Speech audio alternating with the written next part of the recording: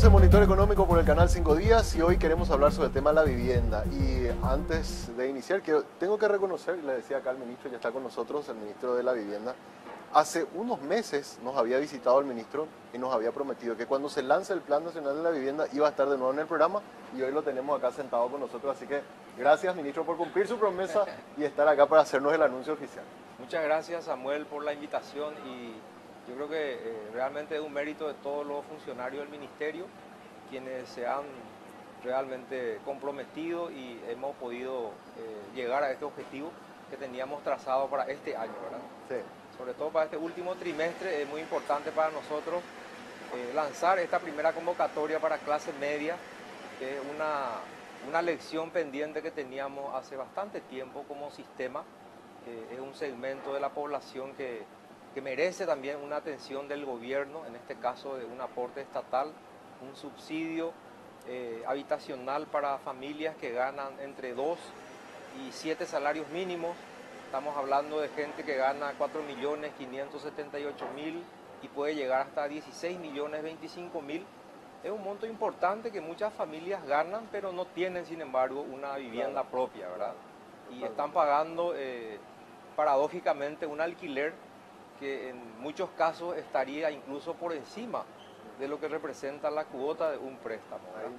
Y hay que tener en cuenta de que acá no estamos hablando de ingresos por persona, sino del núcleo familiar. Exactamente, sí. O sea, si en la casa está papá, mamá trabajan y hay uno o dos hijos que están mal, juntamos todos los salarios y ahí es donde hacemos ese promedio. Exactamente. La idea, Samuel, es de que así como la pandemia nos cambió hábitos, nos ha cambiado prácticamente la vida, mucha gente quedó sin trabajo también, Claro, durante la pandemia. Pero sin embargo, hay gente muy hábil, hay gente que está trabajando por cuenta propia, está ejerciendo la profesión, incluso están trabajando parcialmente en 2 o en 3 lugares. Entonces yo creo que es un momento de concentrarse en la persona, escudriñar mejor a la gente, profundizar el análisis sobre la familia.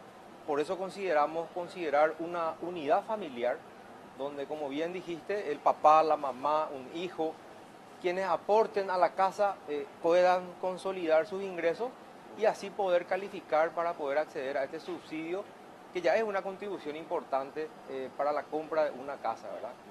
Estamos hablando de 4 categorías. Estas categorías que están en la ley de clase media va de 100 salarios mínimos, que serían 228 millones de guaraníes aproximadamente, hasta 260 salarios mínimos, que son 595 millones de guaraníes como techo, ¿verdad? Como máximo. Y el subsidio está interactuando entre el 5 y el 20%, ¿verdad? O sea que el que califica para la categoría 4 tiene un aporte del 20%, obviamente quien tiene menor ingreso tiene una contribución mayor del Estado, y el que tiene ya un ingreso superior tiene un subsidio del 5%, con su ahorro complementario del 5% ya recurre a su banco o financiera o cooperativa para un crédito complementario del 90%. exacto. Quiero compartir contigo, ministro, le estamos haciendo una pregunta a la audiencia, Sí. para arrancar un poco en el contexto de cómo la gente siente las dificultades para acceder a una casa. Sí, Le preguntamos a la gente a través de las redes, ¿cuál es el principal impedimento para acceder a una vivienda propia? Nos dicen, burocracia en los documentos un 13%, pocos planes de crédito un 8.6%, después altas tasas de crédito un 32% y ingresos insuficientes un 45.9%. O sea, la mayoría dice, no puedo acceder a un crédito porque mis ingresos no me dan para poder pagar, para poder calificar. Entonces, partiendo de ahí, vamos a lo que recién hablamos. Sí. Si yo sumo mi ingreso, más el ingreso de mi señora, más el ingreso de mi hijo, o de gente que vive dentro de la casa, en conjunto, ahí sí es donde nos vamos y nos presentamos ante una entidad financiera, en este caso, y decimos, bueno, señora, nosotros en conjunto tenemos esta cantidad de ingresos y cuál es el plan al que podemos acceder. Así va a funcionar. Exactamente. Por eso decía, insisto un poco, el tema de la burocratización también. Tratamos de ser bastante flexibles a la situación actual, a la coyuntura que estamos viviendo. Por eso, para postular, y acá hay que distinguir, una cosa es acceder al subsidio y otra muy distinta es al crédito complementario, ¿verdad? El primer paso es acceder ante el Ministerio de Urbanismo al subsidio estatal del 5 o 20%. Ahí simplemente la persona o el postulante no debe tener ningún inmueble en zona urbana, eh, no debe tener tampoco, no haber recibido ningún tipo de subsidio relacionado a la vivienda, mejoramiento ni construcción, no estar demandado ni inhibido porque es un indicador de fehaciente de conducta de pago que le van a pedir en la IFI, cualquiera sea banco, financiera o cooperativa, Claro. y la carta oferta del vendedor del inmueble, ¿verdad? Apenas esos son los requisitos para el MUP. Una vez que califique en el ministerio, nosotros emitimos un certificado de precalificación con el cual va a su banco, a su financiera o cooperativa, quienes le hacen el análisis de rigor para el crédito complementario, y en el caso de la aprobación vuelve al ministerio para la emisión definitiva de la calificación del subsidio, y la AFD, que en este caso es el encargado de la administración fiduciaria de los recursos del ministerio, para poder extender el pago del subsidio habitacional. Como bien decía, y también como visto en la lámina, también hemos conversado con el sector financiero, ¿verdad? Sobre todo para tratar un poco de adecuar y actualizar los requisitos orientados a los sujetos de crédito, no pedir documentaciones que muchas veces ya no se compadecen con nuestra realidad económica y social actual. Entonces, estamos bastante esperanzados en que también esas fórmulas y esos requisitos mínimos sean también flexibilizados para que mucha gente que antes no tuvo la oportunidad de acceder a un crédito, en esta ocasión lo hagan. Porque fíjate lo importante, Samuel, mucha gente, y eso surge de las encuestas, ¿verdad? Hay gente que está pagando más de 3.500.000, por ejemplo. Algunos llegan a 5 millones de guaraníes de alquiler. Y con un crédito de 20 años, por ejemplo, a tasas bajas y en donde perfectamente pueda extender el monto pueda licuar el monto de su vivienda con el subsidio correspondiente, la cuota que le va a representar ese crédito incluso puede ser inferior a lo que está pagando de alquiler.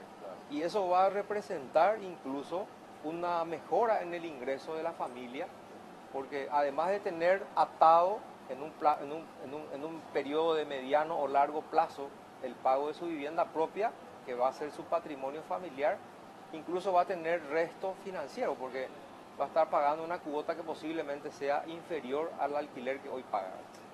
Así mismo, ahí te iba a consultar también algo. En este diseño de este plan, ¿se pudo conversar con los bancos para que el criterio de solicitud de datos sea similar en todos los bancos? O sea, no sea que un banco te pida más, otro te pida otras cosas, o sea que haya algún tipo de unificación en las solicitudes.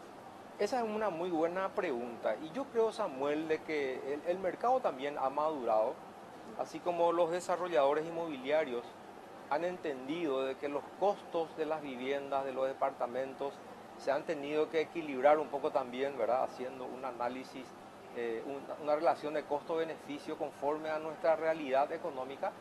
Paraguay es el segundo país donde existen las viviendas más baratas después de Bolivia, ¿verdad? Eso está establecido en un estudio de la región y está avalado por la CAPADEI, justamente, que decían días pasados de que eso era así. Y en ese sentido, los bancos, creo yo, de que hoy han prácticamente equilibrado, ¿verdad? Al haber también un programa de mi vivienda propia o mi primera vivienda de la Agencia Financiera de Desarrollo, cada entidad bancaria tiene su política de crédito de largo plazo, dentro del cual la vivienda es el principal producto, ¿verdad? Hay cierto equilibrio, uno puede percibir a nivel de las tasas, a nivel de los plazos, de que hay más o menos una ecuación, diríamos, consensuada, que ya responde realmente a una demanda, ¿verdad? O sea que creo yo de que están dadas las condiciones hoy para que muchas familias puedan encontrar el apoyo financiero en su banco, en su financiera o en su cooperativa. ¿Se tiene, ministro, alguna idea de cuánto serían las cuotas, por lo menos en cada uno de esos 4 niveles? Un promedio, una idea general, por ejemplo, en el nivel 1, nivel 2, nivel 3, 4, para tener alguna referencia. Y no tengo exactamente una escala porque eso correspondería ya a las entidades financieras calificar, ¿verdad? Hay muchas familias que puedan pagar en 8 años, en 10 años, en 12 años, en 15 o en 20, pero hay un rango entre 2 millones de guaraníes, 3.500.000, esos más o menos son los rangos en que estas categorías de vivienda, que vuelvo a reiterar, va de 228 millones de guaraníes hasta 595 millones como techo máximo. Más o menos las cuotas estarían no más allá de 2.500.000 a 3.500.000 guaraníes, ¿verdad? Que en muchos casos, como te dije, resulta ser muy por debajo Claro. de lo que hoy de repente están pagando en concepto de alquiler. De ahí que nosotros creímos conveniente en esta ocasión, a pesar de las disminuciones de nuestro presupuesto, a pesar de la situación post-pandemia, que es, de hecho, nuestra economía gradualmente se viene recuperando, y también una de las causales de esa recuperación es precisamente el no haber parado las obras de infraestructura, las obras de construcción de viviendas, porque es la que actúa de nervio motor generando empleo y haciendo que el desempleo no haya sido afectado como en otros segmentos, ¿verdad? Me hacen una consulta, ministro. En algunos casos, cuando el MUP desarrolla planes de vivienda, hay complejos donde se construyen casas, ¿verdad? En algún lugar Sí. y hay planes de acceso para esas casas. En este caso, es el propio potencial beneficiario. ¿Tiene alguna oferta, Exactamente. ¿verdad? ¿Tiene alguna oferta de alguna desarrolladora, alguna casa que le gustó en Luque, en Fernando, en Asunción, en Lambaré? Y ahí se va y gestiona Sí. con el MUD y le dice, bueno, mira, esta casa me interesa, ayúdame a que yo pueda acceder a el subsidio del Estado, más, a ver, con ese subsidio me voy a mi banco a ver cómo puedo conseguir el crédito. Exactamente es así, ¿verdad? Este programa, este subsidio, esta primera remesa, por llamarlo de una manera, está orientada justamente a ese segmento, ¿verdad?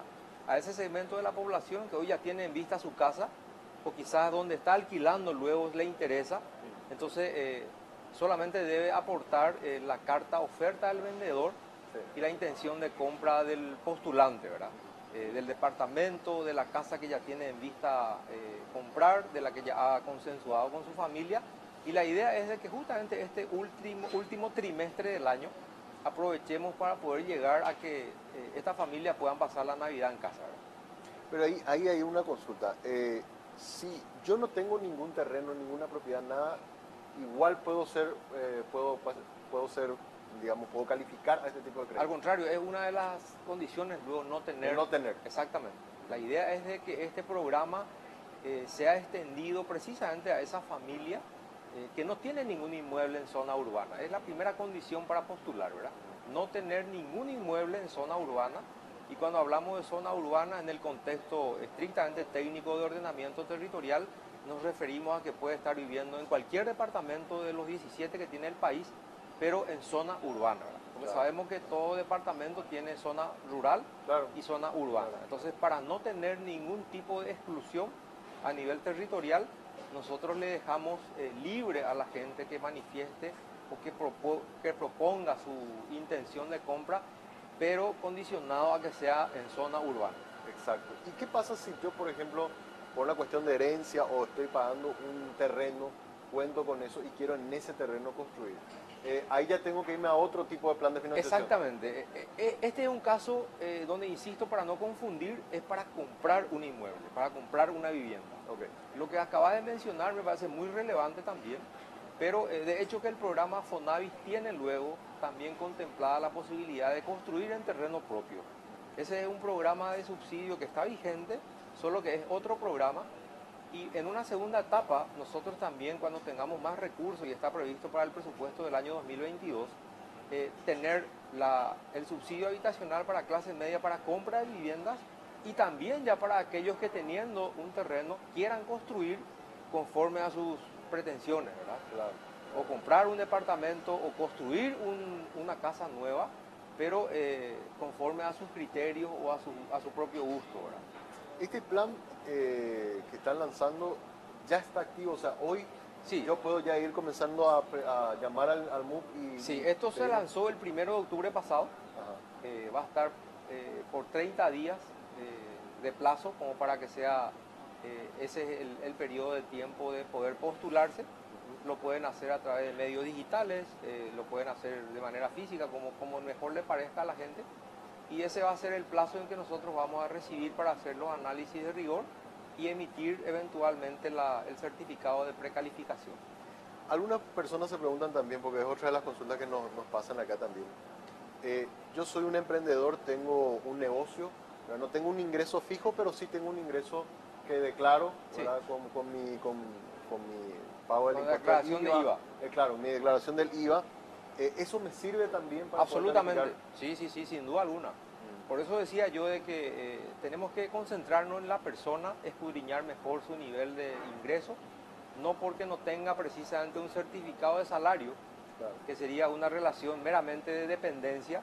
Hay gente que ha sido afectada por la pandemia, pero también ha descubierto su potencial, su habilidad, su creatividad, su emprendedurismo, ¿verdad?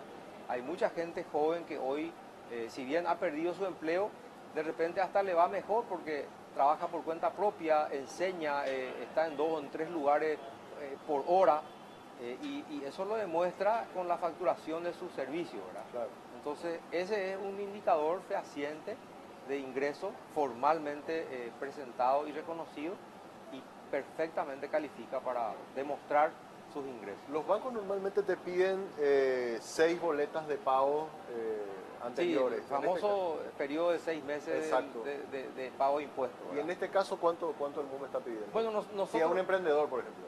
y como nosotros no somos la entidad financiera, lo que pedimos es cierta flexibilización, ¿verdad? De que, por ejemplo, si los 6 meses no alcanzó, pero se puede demostrar de que hace 1 mes o 2 meses o 3 meses empezó con esa actividad, Claro. darle ese plazo de gracia, ¿verdad? Teniendo en cuenta la característica, teniendo en cuenta también la conducta de la persona y por sobre todas las cosas la situación que estamos pasando. Exacto, exacto. Otra consulta también, vi que te habían preguntado en un programa de televisión, quiero también trasladar la misma pregunta. Personas que están con la cuestión del Inforcom, ¿verdad? Que tuvieron retraso en algún momento, ¿califican o no califican a este Bueno, ese es sistema? un indicador fehaciente de conducta de pago que cualquier entidad financiera va a mirar, ¿verdad? Claro, Lo que yo diría y lo que yo siempre discutía cuando estaba en el banco era caso por caso hacer el análisis. No es lo mismo estar en Inforcom por ser codeudor. sí, En ese caso yo soy un codeudor solidario. Ante el incumplimiento del deudor principal asumo una obligación, una responsabilidad, y de repente sin dejar de lado la responsabilidad yo puedo demostrar de que necesito un poco más de tiempo o plazo para poder acomodar mis finanzas para enfrentar ese compromiso, ¿verdad? exacto. Y otra muy distinta es estar en Inforcom porque, no sé, no pagué el servicio básico de mi celular, de mi servicio de energía eléctrica, quizás me llegó tarde el último aviso o me descuidé. O sea, son situaciones que no hacen a la conducta del momento, ¿verdad? Sí. Sino que nos pasa a todos, hay una morosidad que yo creo que también podemos fijar un margen de tolerancia, 30, 60 o 90 días, en una situación de pandemia, en una situación en la que la gente ha perdido empleo. Yo creo que hay que tener márgenes de tolerancia. Acá lo que nosotros siempre pedimos es incorporar los análisis críticos conforme al escenario que estamos viviendo, ¿verdad?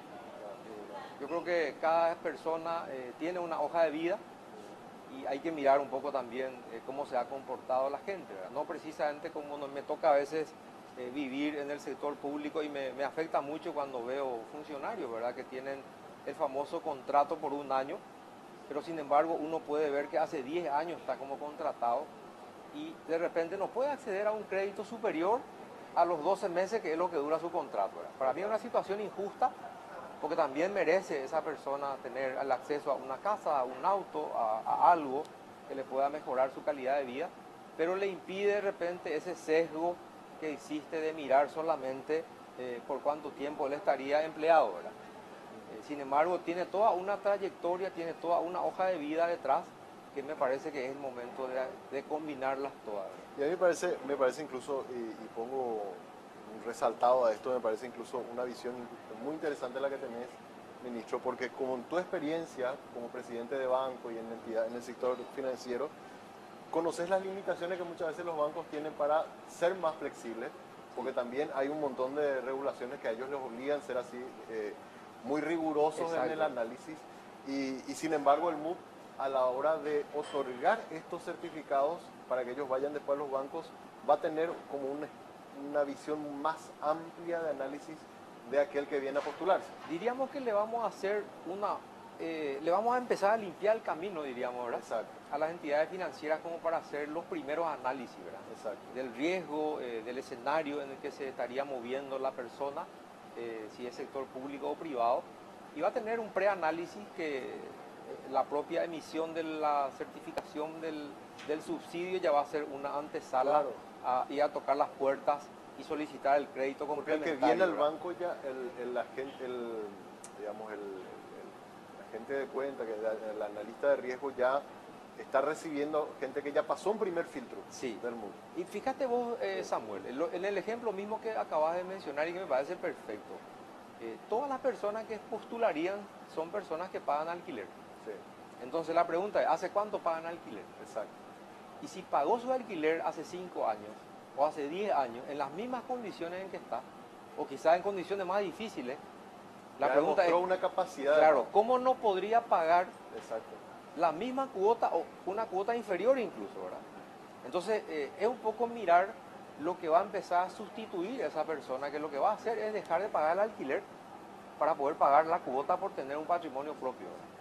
Un problema grande que siempre se da es el hecho de, en algunos planes que hay en el sector privado, te piden que vos pagues más o menos por un año cuando son compras de esposo y después recién accedes a poder ingresar a la casa. Sí. Y ahí es donde impide que yo no pueda pagar mi cuota, o sea, mi cuota por mi casa propia más mi alquiler, porque yo Exactamente. necesito ya mudarme y reemplazar. En Ese- este caso voy a poder hacerlo. Claro que sí, esa fue siempre mi lucha cuando yo estaba en el banco, de decir, esta persona ganando bien, algo hay acá que tenemos que descubrir en esta ecuación, porque ganando bien no tiene resto. Entonces la única manera de adecuar es, si es que va a construir, por ejemplo, que alguien esté dispuesto a dar ese plazo de gracia. Si 12 meses tarda en construir, que 12 meses te espere, te doy el crédito, te espero 12 meses para que sigas viviendo en el alquiler y en el mes 13, cuando te mude, empieza a correr la cuota. O sea, esas son las pequeñas flexibilidades que uno pide para que realmente este segmento importante de la población pueda también llegar a conocer la satisfacción de tener la vivienda propia, ¿verdad? Así mismo, así mismo. Y una cosa importante, el que tiene o el que está pagando por su casa propia, te va a comer menos, pero no te va a dejar de pagar. Mira, La tasa de morosidad Samuel, es 1% en el sistema bancario, en el crédito para la vivienda. a mí me encanta la estadística porque es es una metodología que te da pautas de conducta de muchas Exacto. cosas que ni nos imaginamos, ¿verdad? Exacto. Y te doy como ejemplo anecdótico algo que lo vivimos en el BNF cuando estuvimos, ¿verdad? Darle crédito a gente del mercado 4, de repente significó hasta que mis propios compañeros del directorio me cuestionen y me digan, presidente, pero esto, ¿qué garantía nos van a dar esta gente? Yo le dije, mira, la única garantía que yo analicé fue la integridad de la persona que dentro de su pobreza pagaba 10% por día a la usura. Entonces, ¿qué garantía más que su propia dignidad? Porque el interés que pagaba en un día era el interés que nosotros le íbamos a cobrar en un año. Exacto. Entonces, esa fue la única medida que yo ataqué para poder flexibilizar en ese momento la tarjeta de crédito, que era el único instrumento que nos permitía apostar a esa gente, que después el tiempo se encargó de demostrar de que no hay morosidad en la gente que menos tiene. Al contrario, van a defender, como bien decís, lo que sea, van a comer menos, van a dormir menos, y trabajar más para defender lo único que le permitió acceder a eso que antes no tenía. Exacto. Y en este caso sería exactamente eso, ¿verdad? Así mismo. La gente va a dejar de lado, va a conocer de manera forzosa lo que es el gasto superfluo y va a empezar a notar qué realmente es necesario para su ingreso familiar o para su familia.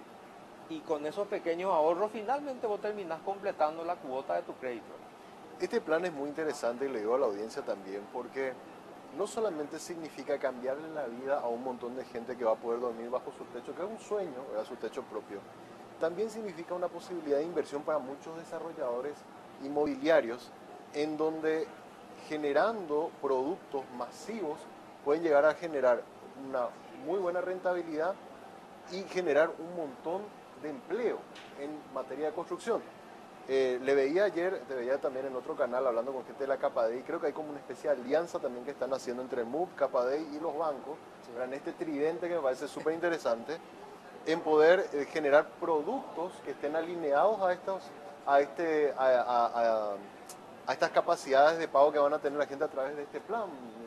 Exactamente, ahí tocaste un tema crucial, ¿verdad?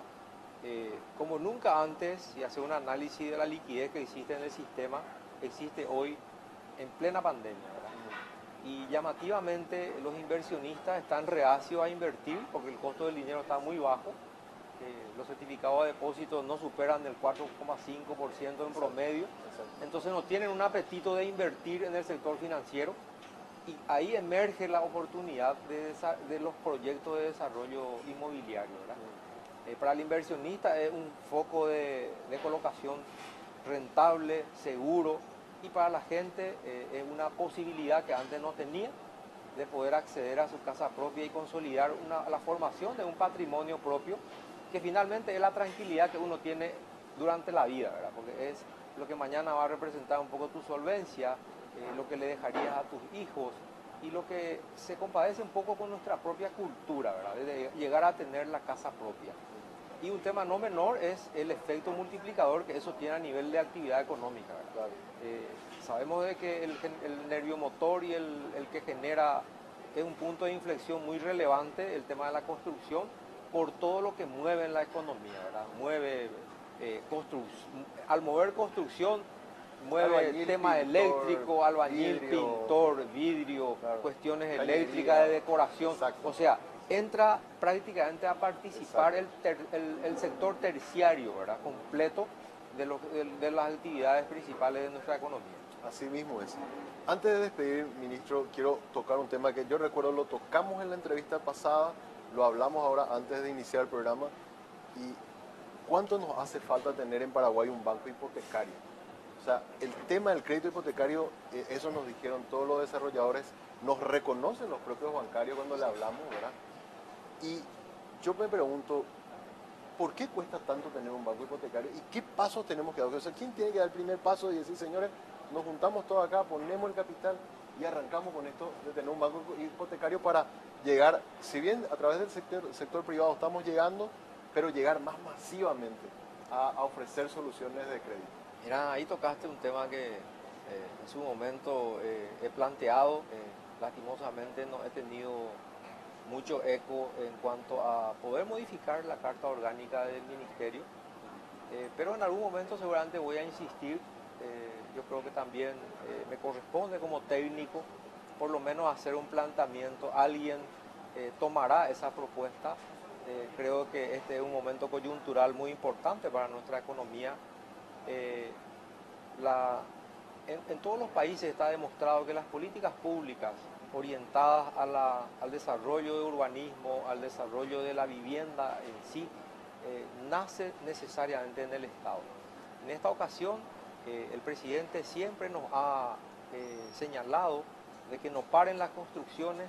Fue una de las claves para que la pandemia no tenga un efecto demasiado relevante en cuanto al impacto en el desempleo.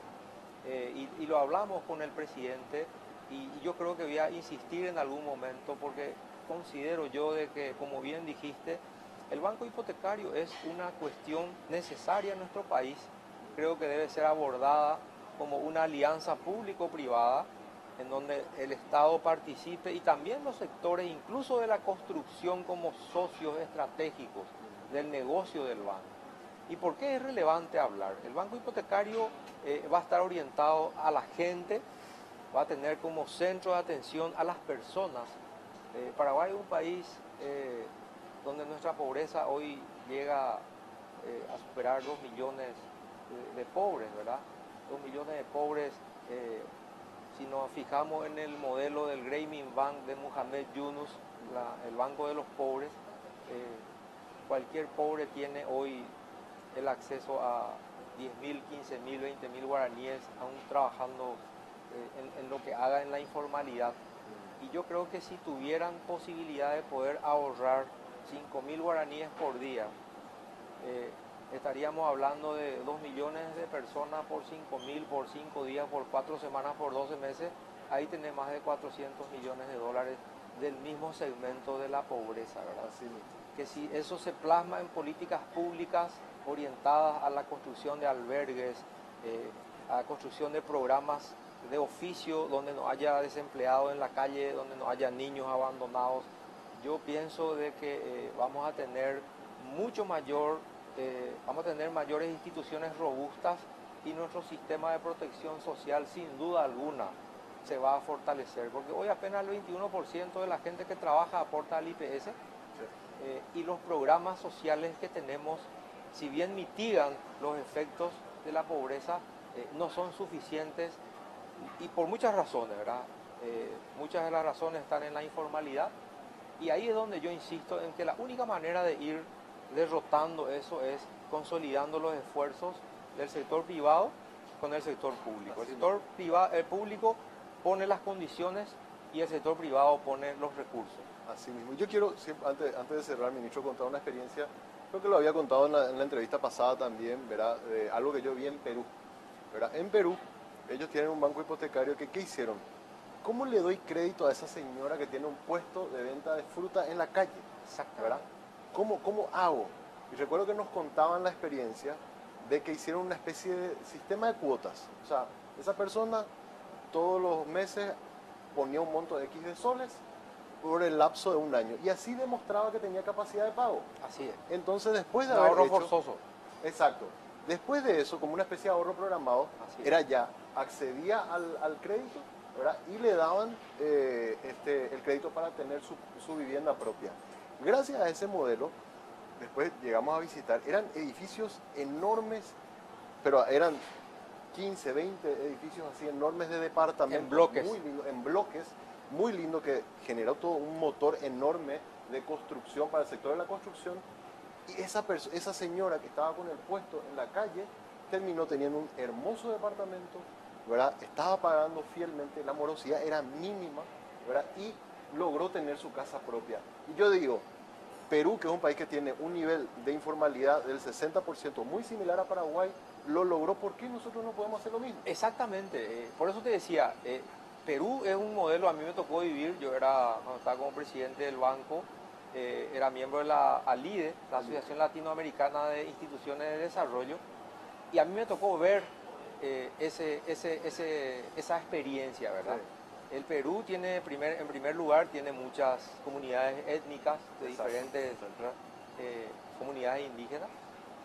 Ellos con mucha educación financiera pudieron consolidar ese programa de ahorro programado, recuerdo muy bien, y por eso te digo, no solamente eso, Samuel, el banco hipotecario, imagínate vos la ventaja. Hoy, por ejemplo, una familia ya jubilada, de la tercera edad, que pueden ya sus hijos estar todos grandes, ellos tienen quizá una casa enorme que hasta les cuesta mantener.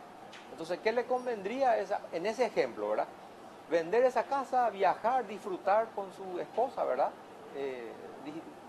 Visitar a los nietos. Y si hay un banco hipotecario, ese sería el centro de transacciones del mercado secundario inmobiliario. O sea, yo quiero vender mi casa, vendo mi casa, se vende en la bolsa, sí. Alguien va a comprar. Exacto. Quiero comprar o vender y siempre va a haber un comprador o un vendedor. Exacto. De manera es generar un sistema de titularización de inmuebles en cualesquiera de sus modalidades a través de la banca hipotecaria. Entonces va a ser un banco que va a llegar a todos los segmentos de la población, independientemente de la clase que sea, sin ningún tipo de exclusión. Y ahí tenemos la inclusión financiera, la inclusión social, la educación financiera, y se consolidan todos esos conceptos en un solo cuerpo, ¿verdad?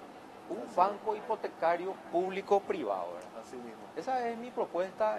Yo soy un convencido de que es la única forma de salir realmente del subdesarrollo, de trascender y de poder mitigar la pobreza, que es uno de los principales retos que tenemos dentro de los objetivos de desarrollo sostenible. Así mismo. Y así como, ministro, te dijeron que este plan era imposible y se pudo, y ahora lo estamos presentando, yo abogo porque así como están diciendo que ese banco hipotecario es imposible, también se va a poder lograr. Así que y yo soy optimista. Esperemos siempre, que pronto, más temprano que tarde, podamos tener.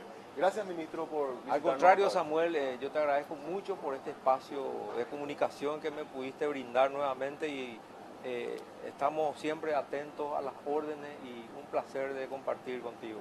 Muchas gracias, ministro. Plan Nacional de Acceso a la Vivienda. llamen al MUP, averigüen, consulten, porque realmente son planes muy accesibles para poder tener toda la información y poder, ¿por qué no?, dormir este fin de año ya con una casa propia, que sería algo fantástico, ¿verdad? Así que aprovechen y tienen este mes para hacer todas las consultas. Hacemos una breve pausa, a la vuelta venimos con la parte final del programa.